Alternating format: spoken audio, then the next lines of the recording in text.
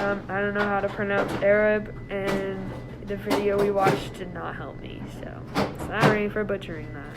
Hey guys, this is our presentation on Arab culture. I meant Arab, I think.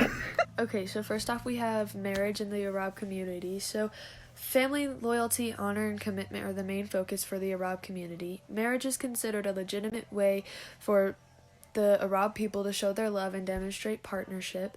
Also, first cousin marriage is not advised at all, but is very common for Arab people, which is kind of weird. Okay, so now we've got Arab culture, family traditions, and this first one involves just men.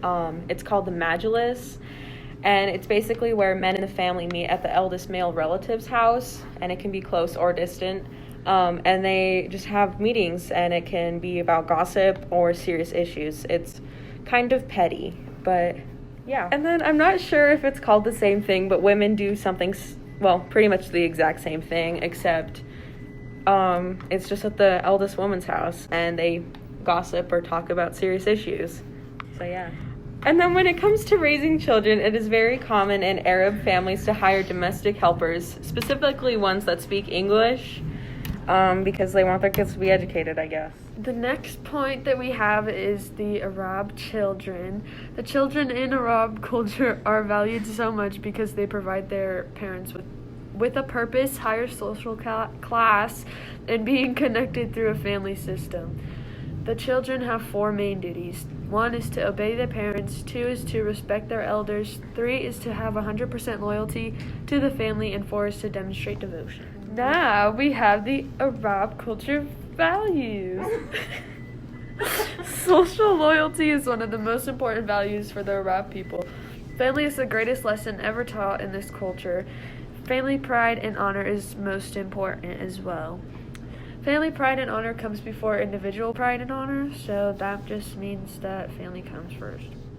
Next, we have the topic of inappropriate family behavior. In Arab, you're supposed to keep your affection to yourself behind closed doors and never in public. If a man stands too close, stares at, or touches a woman in public, it is considered rude and inappropriate. I did not mean to say that.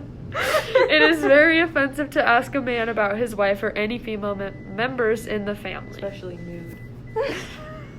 Okay, and then one of the last points we have on family traditions and Arab culture is when it comes to moving out, a child will typically stay with their parents until they marry off, which is usually pretty young. It's like around 18 to 20, like it's pretty young.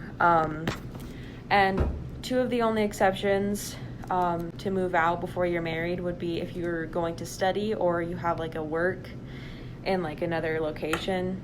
But after you come back from that or that time is over, then you move back in with your parents until you get married.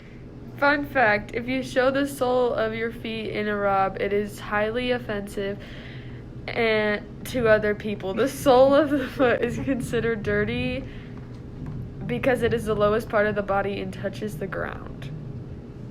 Fun fact, if you show the sole of your feet in Arab, it is highly offensive to other people. The sole of the foot is considered dirty